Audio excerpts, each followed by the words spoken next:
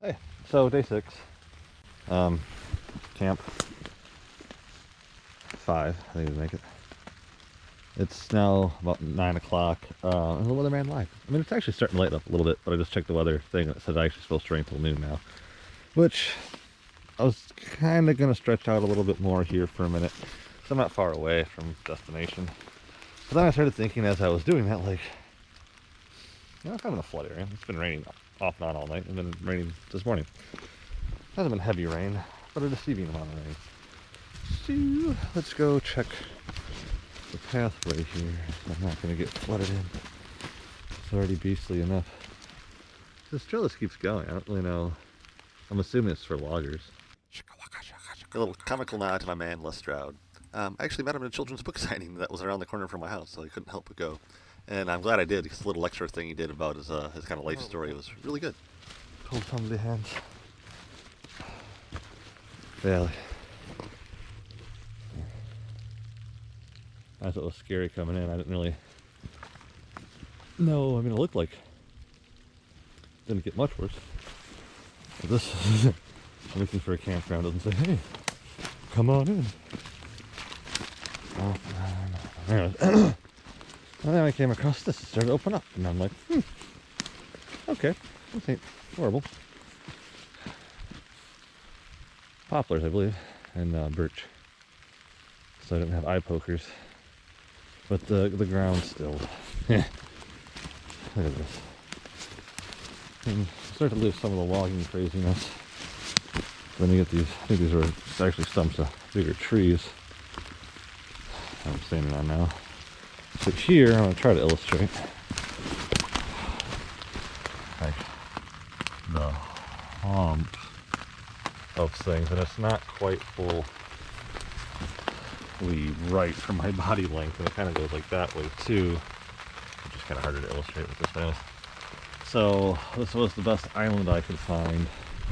There's enough open area to run my ridge line, but it sucks. It's a fucking cedar swamp. It does seem like we're missing. So it's time to pack up and get the hell out of the swamp.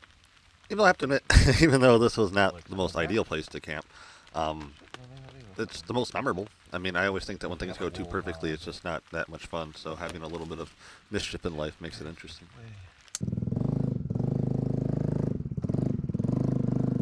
So I say this is kind of beastly getting in and out of this road, but as you can tell, it's not so much beastly in the sense of crazy dangerous. There's just a lot of other weird hazards. I have to take my time, and luckily, once again, this being a shorter bike, I can just walk it through. But there's a lot of branches that, as you kind of come over them, your tire will actually kind of like tip a branch up over, kind of like teeter-totter style, and kind of launch it up underneath you. You can kind of get stuck. And if you're going fast, that's a problem. And like one thing that was odd when I was coming in, again, it was still kind of going slow like this, but I ended up catapulting a branch up, and it launched another branch up at me, like nothing really dangerous. But still, this little reminder is that, when you're going through this, especially when you go in the water, you don't really know what's popping up underneath you, if you're going to get stuck or launched into something. So just take your time.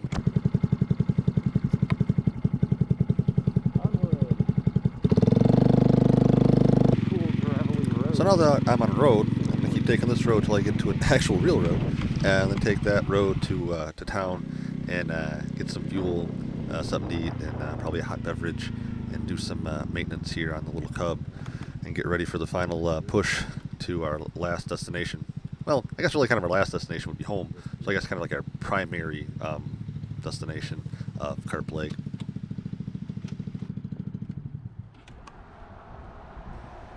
So let the scene kind of wander on to show off the city. And yes, it's just a lame city like most of the little lame cities. Sorry, Cheboygan. But really, in about 10 years or more, this is all going to look vastly different. And that's kind of the reason why I'm doing this, is kind of a scrapbook for me to look back on. And so for right now, it's kind of lame. But like I said, in time, this will probably look very, very different.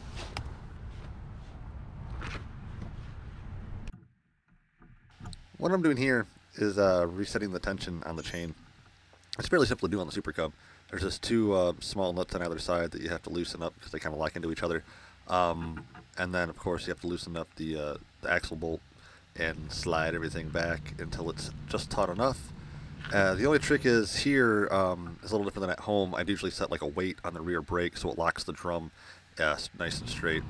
Here I'm just going to use my hands and try to make sure it seems like there's the same amount of space on either side of the tire and the rear wheel well.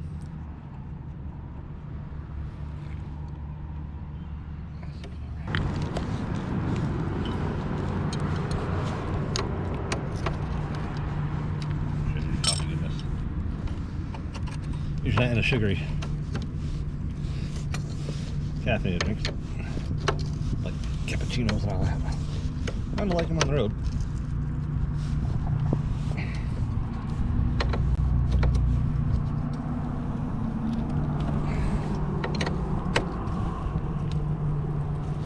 One more for the kipper.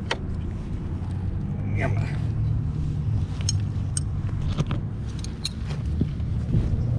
You know, the other problem, I run a dry chain, but I ran out of wax. She looks dry and ugly, even for a dry chain, so I'm gonna have to switch over to oil. It's an old Listerine model, so it's got like a locking cap to it, and I cannot unlock it for the life of me. That's really, I don't know, that's a problem. Of course.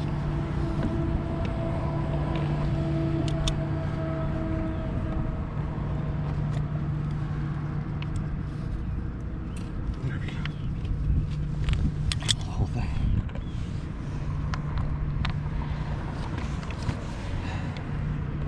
Let us.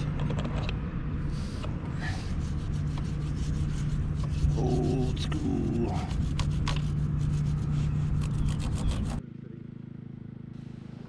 With the chain maintenance complete, and a tank full of gas, and a belly full of coffee sugary goodness, it's time to get the hell out of Cheboygan.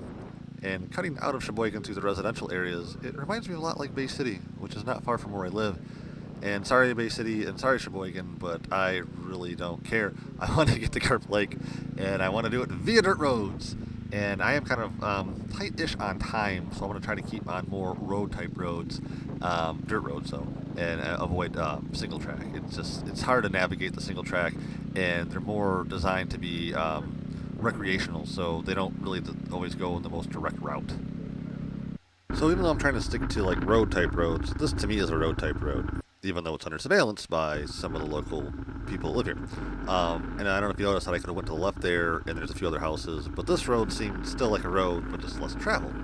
And I'm sorry that this is going to run a little long. I only had this one camera angle, and it tells a little bit of a story here, because if you pay attention, all of a sudden there's like more leaves and branches in the road, and I'm already thinking like, I think I messed up here. This is probably not going anywhere. But it's a lot of times you kind of go on these roads and they'll just get like stop at like a small river crossing or something that most people aren't willing to cross. And this logs across the road is also kind of a good sign that, yeah, I probably gonna have to turn around. But you know me, I got to investigate it anyways. So this is where things get interesting. I can kind of notice some things up ahead here. And what I'm noticing is kind of a good sign. I'm thinking, okay, if there's some people back here, there's probably a road out. And there's clothes hanging out, like a person's kind of staying there now. And okay, there's a road. It just ends. There's like really, there's nothing here. There's like a bicycle hanging up from a tree. I'm assuming that's how they get out here, is on the bicycle. And what's weirder is I can actually kind of hear people in the camper, and I was going to try to mess with the sound and bring it up, and it just doesn't work. So I just wanted to get the hell out of there pretty quickly. And it's still strange to me, like, how the hell does that person live back there? Anyways, welcome to beautiful downtown Carp Lake. Again, the cameras weren't really working with me for the grand entrance, and I kind of hit the backside of the lake. This is the main drag. The road I was just looking at with the flag would have been the main area to come into. But of course, I wasn't following the usual way of getting to places.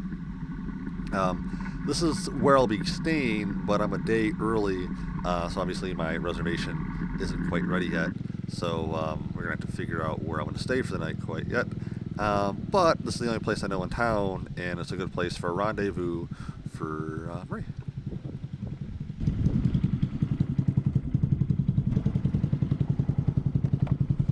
Anybody even here? Huh? Anybody even here to check in? I rang the doorbell and nobody was there, but it looks like there's somebody in your cabin today. That's fine. That's fine.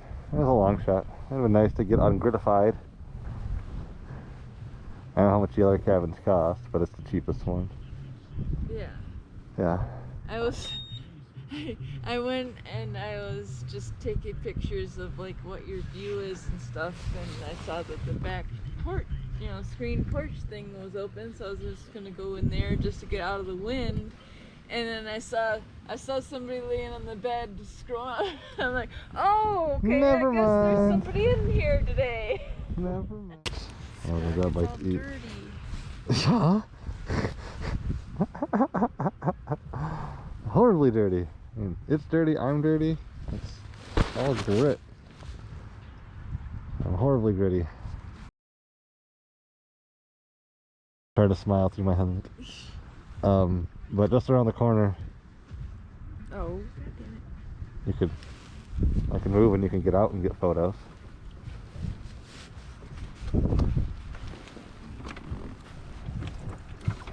I heard it thump. I am in gear.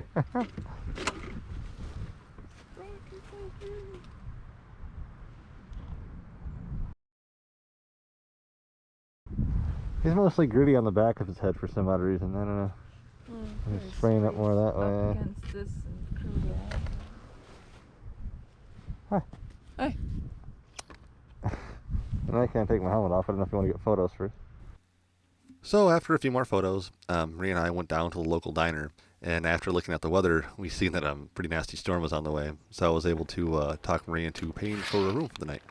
At this point in time, I just couldn't afford it. I had like $300 left, give or take, and the room would have probably taken all of that. This room actually was about $100 more than the room I have tomorrow, which is actually right on the water, which is kind of weird. But this room, it's really nice, and the owner is really, really nice. I met him, and he certainly has a unique sense of humor. I hope he realizes that some alcoholics might actually take him up on that offer. That's it. Here's a quick look at the room that I'm staying in for the night, and on the next episode, I'll be talking about Carp Lake and the fancy little cabins that I'll be staying in. So if you want to check that out, please subscribe and tune in for the next episode. Take care.